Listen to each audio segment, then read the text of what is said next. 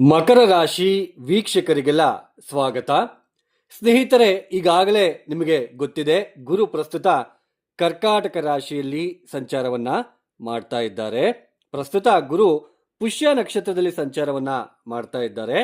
ಆದರೆ ಇದೇ ಆಗಸ್ಟ್ 19ನೇ ತಾರೀಕು ಗುರು ಆಶ್ಲೇಷ ನಕ್ಷತ್ರಕ್ಕೆ ಪ್ರವೇಶವನ್ನು ಮಾಡಿ ಮತ್ತು ಸಂಚಾರವನ್ನ ಅಲ್ಲಿ ಮಾಡ್ತಾ ಇರ್ತಾರೆ. ಇನ್ನು ಮುಂದಕ್ಕೆ ಆಗಸ್ಟ್ 19ನೇ ತಾರೀಕಿನಿಂದ ಅಕ್ಟೋಬರ್ 31 ತನಕ ಗುರು ಆಶ್ಲೇಷ ನಕ್ಷತ್ರದಲ್ಲಿ ಸಂಚಾರವನ್ನು ಮಾಡ್ತಾ ಅಕ್ಟೋಬರ್ 31ಕ್ಕೆ ಸಿಂಹ ರಾಶಿಗೆ ಪ್ರವೇಶವನ್ನು ಮಾಡ್ತಾರೆ. ಈ ಗುರುವಿನ ಆಶ್ಲೇಷ ನಕ್ಷತ್ರದ ಸಂಚಾರದಿಂದ ಈ ಮಕರ ರಾಶಿಯಲ್ಲಿ ಹುಟ್ಟಿರ್ತಕ್ಕಂತಹ ಉತ್ತರಾಷಾಢ ನಕ್ಷತ್ರ 2, 3, 4ನೇ ಪಾದದವರಿಗೆ ಹಾಗೂ ಶ್ರವಣ ನಕ್ಷತ್ರ 4 ಪಾದದ ಜಾತಕರಿಗೆ ಹಾಗೂ ಧನಿಷ್ಠ ನಕ್ಷತ್ರ 1 ಮತ್ತು 2ನೇ ಪಾದದವರಿಗೆ ಯಾವ ತರಹದ ಸ್ಥಿತಿಗತಿಗಳಿರುತ್ತೆ ಅಂತಕ್ಕಂಥದ್ದನ್ನ ಈ ವಿಡಿಯೋದಲ್ಲಿ ನೋಡ್ತಾ ಹೋಗೋಣ. ಸ್ನೇಹಿತರೆ, ನಾನು ಸಾಕಷ್ಟು ವಿಡಿಯೋದಲ್ಲಿ ಹೇಳ್ತಾ ಬರ್ತಾ ಇದ್ದೇನೆ, ಸಾಕಷ್ಟು ಜನ, ಸಾಕಷ್ಟು ಮಂದಿ ಓನ್ಲಿ ಕೇವಲ ರಾಶಿ ಫಲಿತಾಂಶದ ಮೇಲೇನೆ ಅವಲಂಬಿತರಾಗಿದ್ದಾರೆ. ರಾಶಿ ಫಲಿತಾಂಶನೇ ಮುಖ್ಯ ಅಂತಕ್ಕಂತಹ ಒಂದು ಭಾವನೆ ನಿಮಗೆ ಬಂದ್ಬಿಟ್ಟಿದೆ. ನೋಡಿ, ರಾಶಿ ಅಂದ್ರೆ ಒಂದು ಗುಂಪು. ನಿಮಗೆ ಗೊತ್ತೇ ಇರುತ್ತೆ, ಒಂದೊಂದು ರಾಶಿಯಲ್ಲಿ ಲಕ್ಷಾನುಗಟ್ಟಲೆ ಹುಟ್ಟಿರ್ತಾರೆ. ನೀವು ಯಾವ ದಿನ, ಯಾವ ದಿನಾಂಕ, ಯಾವ ತಿಂಗಳು, ಯಾವ ವರ್ಷ, ಯಾವ ದಿನದಂದು ಹುಟ್ಟಿರ್ತೀರೋ ಆ ದಿನದಂದು ಈ 12 ಮನೆ ಅಥವಾ ರಾಶಿ ಚಕ್ರದಲ್ಲಿ ಚಂದ್ರ ಯಾವ ಮನೆಯಲ್ಲಿ ಸಂಚಾರ ಮಾಡಬೇಕಾದ್ರೆ ನೀವು ಹುಟ್ಟಿರ್ತೀರೋ ಅದು ನಮಗೆ ಜನ್ಮ ರಾಶಿ ಆಗುತ್ತೆ. ನೀವು ಮಕರ ರಾಶಿ ಅಂದ್ರೆ ಚಂದ್ರ ಇಲ್ಲಿ ಇರಬೇಕಾದ್ರೆ, ಚಂದ್ರ ಇಲ್ಲಿ ಸಂಚಾರ ಮಾಡಬೇಕಾದ್ರೆ ನೀವು ಹುಟ್ಟಿರ್ತೀರಾ, ಅದನ್ನ ನಾವು ಮಕರ ರಾಶಿ, ಜನ್ಮ ರಾಶಿ ಆಗುತ್ತೆ. ಒಂದು ವೇಳೆ ಚಂದ್ರ ಏನಾದರೂ ಉತ್ತರಾಷಾಢ ನಕ್ಷತ್ರ ಆ ದಿನದಂದು ಉತ್ತರಾಷಾಢ ನಕ್ಷತ್ರದಲ್ಲಿ ಏನಾದರೂ ಸಂಚಾರ ಮಾಡ್ತಾ ಇದ್ದಾಗ ನೀವು ಹುಟ್ಟಿದ್ರೆ ನಿಮ್ಮದು ಉತ್ತರಾಷಾಢ ನಕ್ಷತ್ರ ಮಕರ ರಾಶಿ ಆಗುತ್ತೆ. ಒಂದು ವೇಳೆ ಚಂದ್ರ ಏನಾದರೂ ಶ್ರವಣ ನಕ್ಷತ್ರದಲ್ಲಿ ಸಂಚಾರ ಮಾಡಬೇಕಾದ್ರೆ ನೀವೇನಾದರೂ ಹುಟ್ಟಿದ್ರೆ ಅದು ನಿಮಗೆ ಮಕರ ರಾಶಿ, ಶ್ರವಣ ನಕ್ಷತ್ರ ಆಗುತ್ತೆ. ಪಾದನ ನಾವು ಡಿವೈಡ್ ಮಾಡ್ಕೋಬೇಕಾಗುತ್ತೆ, 1ನೇ ಪಾದನ, 2ನೇ ಪಾದನ, 3ನೇ ಪಾದನ ಅಂತ ಹೇಳ್ಬಿಟ್ಟು. ಇನ್ನು ಆ ಚಂದ್ರ ಏನಾದರೂ ಆ ದಿನದಂದು ಧನಿಷ್ಠ ನಕ್ಷತ್ರದಲ್ಲಿ ಸಂಚಾರ ಮಾಡಬೇಕಾದ್ರೆ ನೀವು ಹುಟ್ಟಿದ್ರೆ ಮಕರ ರಾಶಿ, ಧನಿಷ್ಠ ನಕ್ಷತ್ರ ಆಗುತ್ತೆ. ನೋಡಿ, ಸಾಕಷ್ಟು ಜನಕ್ಕೆ ಅರ್ಥ ಮಾಡಿಸೋ ಉದ್ದೇಶದಿಂದ ಈ ಒಂದು ವಿಚಾರಗಳನ್ನ ನಾನು ನಿಮಗೆ ತಿಳಿಸ್ತಾ ಇದ್ದೇನೆ. ಚಂದ್ರ ಅಂದ್ರೆ ಮನಸ್ಸುಕಾರಕ. ಮನಸ್ಸುಕಾರಕ ಚಂದ್ರನಿಂದ ಗ್ರಹಗಳ ಸಂಚಾರ ಬದಲಾವಣೆ ಆದಂತೆಲ್ಲ ಮನಸ್ಸಿನ ಮೇಲೆ ಸ್ವಲ್ಪ ಪ್ರಭಾವ ಅಂತಕ್ಕಂಥದ್ದು ಬೀರುತ್ತಾ ಹೋಗುತ್ತೆ. ಮನಸ್ಸಿನಲ್ಲಿ ಸ್ವಲ್ಪ ಎಮೋಷನಲ್ ಆಗ್ತೀವಿ, ಮನಸ್ಸಿನಲ್ಲಿ ದುಃಖ ಅಂತಕ್ಕಂಥದ್ದು, ಹಣ ಇಲ್ಲ ಅಂತಕ್ಕಂಥ ಒಂದು ಭಾವನೆ ಇರ್ತಾ ಇರುತ್ತೆ. ಹಣನೇ ಇಲ್ವಪ್ಪ ಕೈಯಲ್ಲಿ, ಏನು ಮಾಡಬೇಕು ಏನು, ಮನಸ್ಸಿನಲ್ಲಿ ಒಂದು ಕೊರಗು ಅಂತಕ್ಕಂಥದ್ದು ಇರುತ್ತೆ.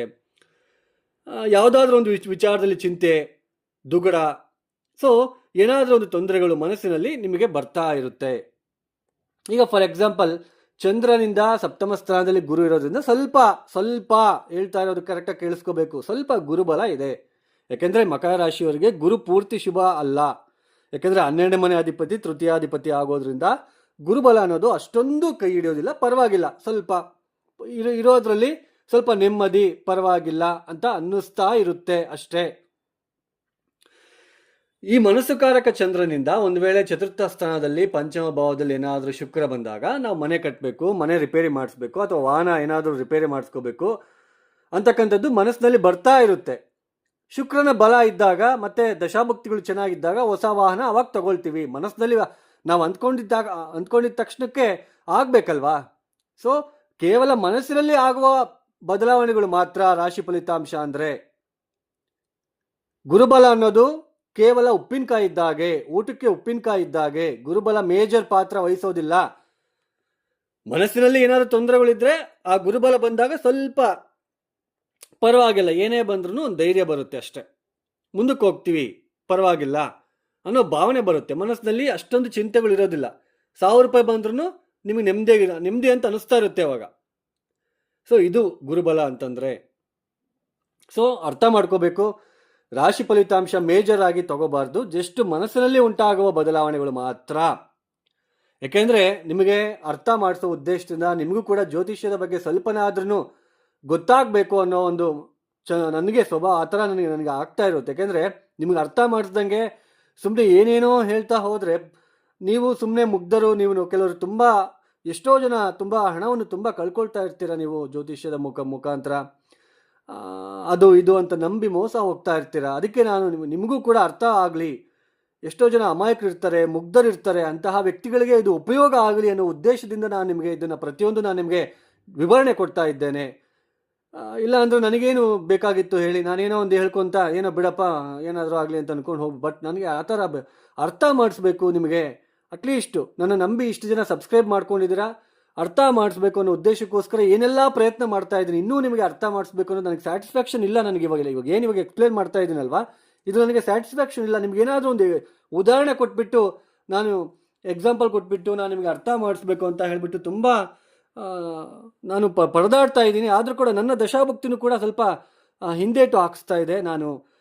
ನಾನು ಕೂಡ ಹಿಂದಕ್ಕೆ ಹೋಗ್ತಾ ಇದ್ದೇನೆ. ಸೊ ಇರಲಿ, ನೋಡೋಣ ದೈವ ಹೆಚ್ಚೇನಿದೆ ನೋಡೋಣ. ಈಗ ನೀವೊಂದು ಉತ್ತರಾಷಾಢ ನಕ್ಷತ್ರ 2, 3, 4ನೇ ಪಾದದವರಿಗೆ ಆಶ್ಲೇಷ ನಕ್ಷತ್ರ ನಾವು ವಿಚಾರ ಮಾಡಿದಾಗ ನೈದನ ತಾರ ಆಗುತ್ತೆ. ನೈದನ ತಾರ ಅಂತಂದರೆ ಅದು ನಿಮಗೆ ಅಷ್ಟೊಂದು ಫೇವರಬಲ್ ಆಗಿರೋದಿಲ್ಲ. ಆ ನಕ್ಷತ್ರ ತಾರಾಬಲ ತುಂಬ ಮುಖ್ಯ. ಆ ನಕ್ಷತ್ರದಲ್ಲಿ ಗುರುವಿನ ಸಂಚಾರ ನಡೀತಾ ಇರೋದ್ರಿಂದ ಈ ಉತ್ತರಾಷಾಢ ನಕ್ಷತ್ರ 2, 3, 4ನೇ ಪಾದದವರಿಗೆ ಆಶ್ಲೇಷ ನಕ್ಷತ್ರದ ಗುರು ಸಂಚಾರದಿಂದ ಅಷ್ಟೊಂದು ಉಪಯುಕ್ತ ಇರೋದಿಲ್ಲ. ಕ್ಲೋಸ್ ರಿಲೇಷನ್ಸ್ ಹತ್ರ ಏನಾದರೂ ಮನಸ್ಪರ್ಧೆಗಳು, ಆರೋಗ್ಯದಲ್ಲಿ ಸ್ವಲ್ಪ ವ್ಯತ್ಯಾಸ ಉಂಟಾಗ್ತಕ್ಕಂಥದ್ದು, ಪತ್ನಿ ಅಥವಾ ಪತಿಗೆ ಆರೋಗ್ಯದಲ್ಲಿ ವ್ಯತ್ಯಾಸ, ಹತ್ತಿರದ ಸಂಬಂಧಿಗಳ ಜೊತೆ ಸ್ವಲ್ಪ ಮನಸ್ತಾಪಗಳು ಏನಾದರೂ ಒಂದು ಬರ್ತಾ ಇರುತ್ತೆ. ಚೆನ್ನಾಗಿ ನೆನಪಲ್ಲಿಟ್ಕೊಳ್ಳಿ. ಹಾಗೆ ಬೇಗ ಸುಸ್ತಂತ ಅನ್ಸೋದು, ಹಣಕಾಸಿನ ವಿಚಾರದಲ್ಲೂ ಕೂಡ ದೊಡ್ಡ ಮಟ್ಟಕ್ಕೆ ಪ್ರಗತಿ ಕಾಣೋದಕ್ಕೆ ಆಗುವುದಿಲ್ಲ. ಇವ್ರು ಏನು ಮಾಡಿದ್ರೆ ಹೆಲ್ಪ್ ಆಗುತ್ತೆ? ಪ್ರತಿನಿತ್ಯ ಸೂರ್ಯ ನಮಸ್ಕಾರ, ಆದಿತ್ಯ ಹೃದಯ ಪಾರಾಯಣ ಮಾಡ್ತಕ್ಕಂಥದ್ದು ತುಂಬ ಉತ್ತಮ.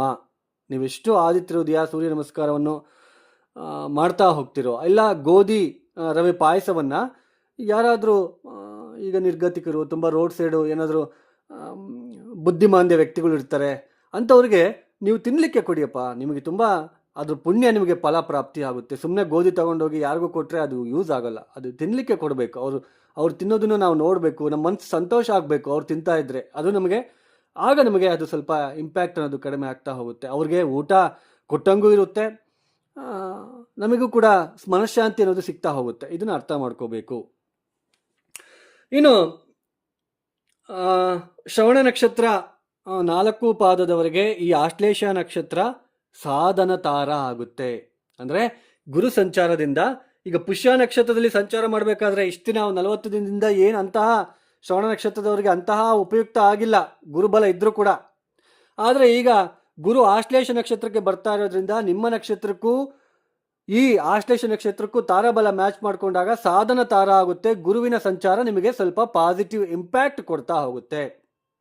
ಮತ್ತಷ್ಟು ನೀವು ಸುಧಾರಣೆ ಮಾಡಬೇಕು, ಅಭಿವೃದ್ಧಿ ಮಾಡ್ಕೋಬೇಕು ಅನ್ನೋ ಹಾಗಿದ್ರೆ ಶ್ರೀ ಸೂಕ್ತ ಜಪ ಅಂತ ಬರುತ್ತೆ, ಅದನ್ನು ಮಾಡಿಸ್ಕೊಳ್ಳಿ. ಅಥವಾ ಈ ಪವಿತ್ರ ನದಿಯಲ್ಲಿ ಒಂದು ಸ್ವಲ್ಪ ಸ್ನಾನ ಮಾಡಿ ಬರೋದಕ್ಕೆ ಪ್ರಯತ್ನ ಮಾಡಿ. ಯಾವುದಾದ್ರೂ ಒಂದು ಪವಿತ್ರ ನದಿ ಸ್ನಾನ ಮಾಡಿಬಿಟ್ಟು, ಸ್ವಲ್ಪ ಹುಷಾರು, ದೊಡ್ಡವ್ರನ್ನ ಕರ್ಕೊಂಡ್ಬಿಟ್ಟು ಹೋಗಿ, ಈ ಚಾನಲಲ್ಲಿ ಹೇಳ್ಬಿಟ್ಟೆ ಅಂತ ಹೇಳ್ಬಿಟ್ಟು ಸುಮ್ಮನೆ ಧುಮುಕದಲ್ಲ ನೀರಲ್ಲಿ ಹೋಗ್ಬಿಟ್ಟು ಈಜು ಬರುತ್ತಾ ಇಲ್ವಾ, ದೊಡ್ಡವ್ರನ್ನ ಕರ್ಕೊಂಡು ಹೋಗ್ಬಿಟ್ಟು ಸ್ನಾನ ಅಷ್ಟೇ, ಜಸ್ಟ್ ಸ್ನಾನ ಮಾಡಿಬಿಟ್ಟು ಬರ್ತಕ್ಕಂಥದ್ದು. ಆಗ ಸ್ವಲ್ಪ ಮತ್ತಷ್ಟು ಸುಧಾರಣೆ ನಿಮಗೆ ಮತ್ತಷ್ಟು ಹೆಲ್ಪ್ ಆಗ್ತಾ ಹೋಗುತ್ತೆ. ಅರ್ಥ ಮಾಡ್ಕೋಬೇಕು. ಇನ್ನು ಧನಿಷ್ಠ ನಕ್ಷತ್ರ 1, 2 ಪಾದದವರಿಗೆ ಈ ಆಶ್ಲೇಷ ನಕ್ಷತ್ರ ಪ್ರತ್ಯಕ್ ತಾರ ಆಗುತ್ತೆ. ಅಂದರೆ ತಾರಾಬಲ ಮ್ಯಾಚ್ ಆಗ್ತಾ ಇಲ್ಲ. ಆಗ ನಿಮಗೆ ಧನಿಷ್ಠ ನಕ್ಷತ್ರದವರಿಗೆ ಗುರುಬಲ ಇದ್ದರೂ ಕೂಡ ಗುರು ಆಶ್ಲೇಷ ನಕ್ಷತ್ರದ ಸಂಚಾರದಿಂದ ಒತ್ತಡ, ಪ್ರತಿ ಕೆಲಸದಲ್ಲೂ ವಿಳಂಬ, ಮದುವೆ ವಿಚಾರದಲ್ಲೂ ಕೂಡ ವಿಳಂಬ, ಮತ್ತೆ ಪತಿ ಪತ್ನಿಯರಲ್ಲೂ ಕೂಡ ಭಿನ್ನಾಭಿಪ್ರಾಯಗಳು, ಸ್ವಲ್ಪ ಸ್ಟ್ರೆಸ್ ಅಂತ ಅನಿಸ್ತಾ ಇರುತ್ತೆ. ಇದನ್ನ ನೀವು ಅರ್ಥ ಮಾಡ್ಕೋಬೇಕು.